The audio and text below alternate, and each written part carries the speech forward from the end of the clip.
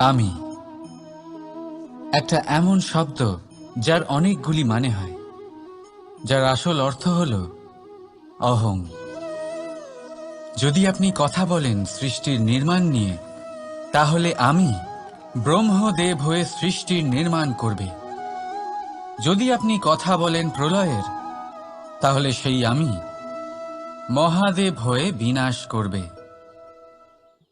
এই আমি সঙ্গতিপূর্ণ, কিন্তু শুধু ততক্ষণ যতক্ষণ আপনি এটা সবার সাথে ভাগ করছেন। কিন্তু আমরা বহুবার এর মানে বুঝতে পারি না। এই অহংকে সীমিত করে দিই একটা ব্যক্তি অবধি, শুধু নিজে। আর তখনই জেগে ওঠে অহংকার, যাতে প্রাধান্য পায় শুধুমাত্র আমি, আমরা নয়।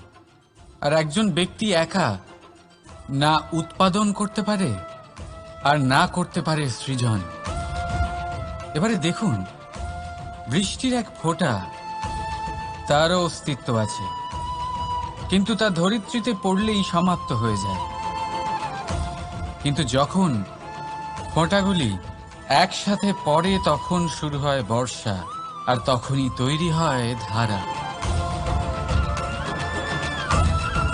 রাধা রাধা।